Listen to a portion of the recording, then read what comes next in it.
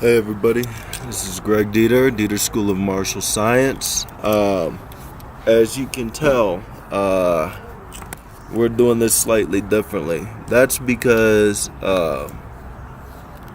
so for everybody who knows, I ended up dropping my phone. I had to bring out my old one, and it's not allowing me to record videos, saying there's not enough memory or space or whatever. So that's my apology and my reason why I wasn't able to upload the videos as expected, especially SRT when I told you I'd be loading one later today. So here's what I want to do.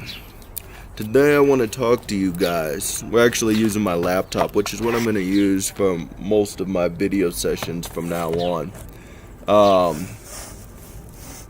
So what I wanted to talk to you guys about today is, I believe we went through on lesson 1 ethics, lesson 2. I want to talk to you today about lesson 3. So lesson 3 for Dieter School of Martial Science is actually very simple. Alright, what it is we're going to talk today about control holds, about pain compliance, how and why these techniques are used, and their use for a modern day warrior. So let me know if you guys have trouble hearing me or anything like that. Always, let me know in comments what you think, any questions you might have. This is an open forum. This is about bringing information to you guys, the world, and stuff that you may or may not be able to learn anywhere else. I'm not entirely sure what all type of gurus focus on this real world practical street offense. Anyway, at the very least it's free. You don't have to pay for it, so that's got to be useful. Alright, so control holds.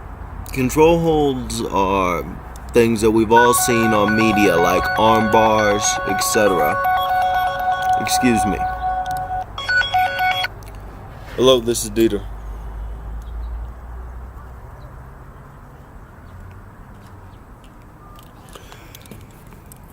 Telemarketer, I think, spoke to me in Spanish. I don't speak Spanish. I speak American. If you come to this country, you should learn the language. Alright. Control holds. Control holds are very simple. They're your arm bars. They're your, Nelsons, your crucifixes, your leg locks, wrist locks, finger locks, even headlocks count. I mean, if you're not applying it for a choke. Control holds are useful because they can be used as pivot points in the event of a violent confrontation. What I mean by that is, let's say you're tussling with somebody and you need to change the dynamic of the fight. You've been primarily defending, you need to switch over to offense. An arm bar or, one of these other control holds can be useful as a transition. Now, like all transitions, you can't stay caught up in it.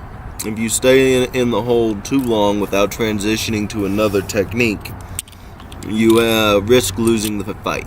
Okay?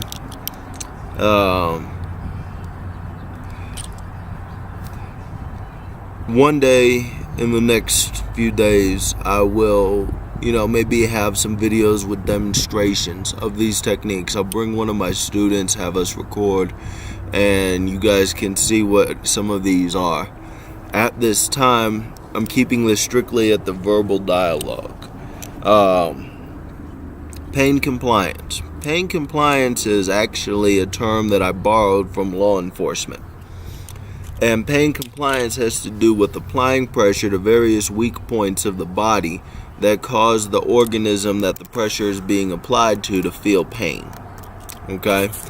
All carbon-based life forms have these pressure points. They differ a little bit, but they're primarily central nervous system attacks. Some of them are circulatory and some of them are muscular, but primarily central nervous system. Okay?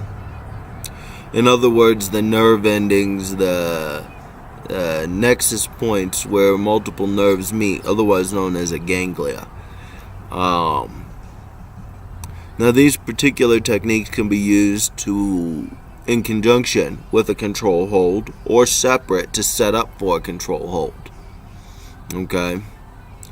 Everybody knows the brachial stun, the blow to the top of the brachial nerve where it joins the collarbone and the neck. It's effective. It works. It temporarily halts the assault, allows you to change the dynamic. Knowing when the tide changes is a crucial part of any sort of unarmed combat or even armed combat. You know, a lot of factors come into play. If you're reacting to contact, then you're starting out defensive. So you need to interrupt their assault. Pain compliance can be very useful for that.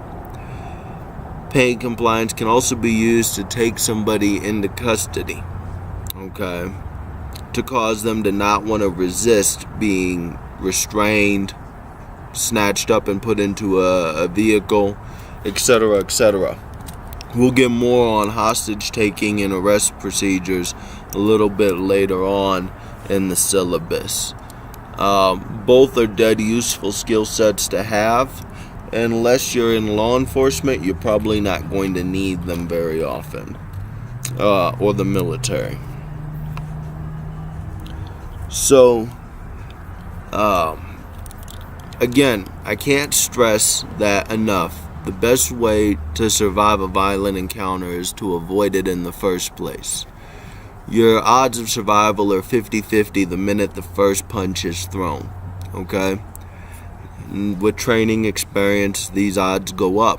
But the point being, if you keep 360-degree awareness and constant vigilance as your everyday states of awareness, you can 99.9% of the time avoid the threat. Avoid the threat, there's no confrontation.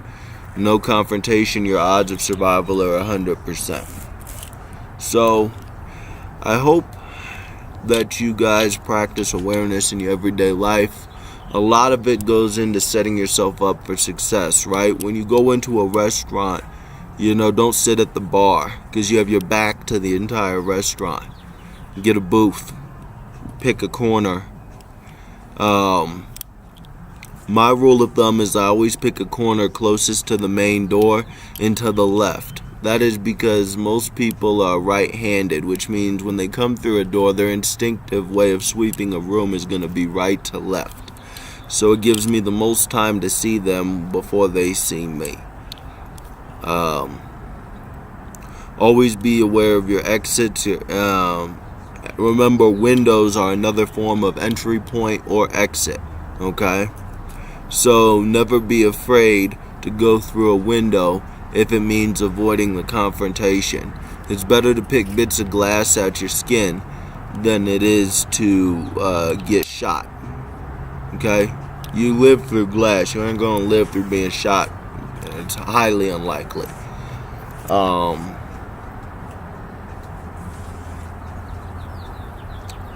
Like, share, subscribe. Be safe out there.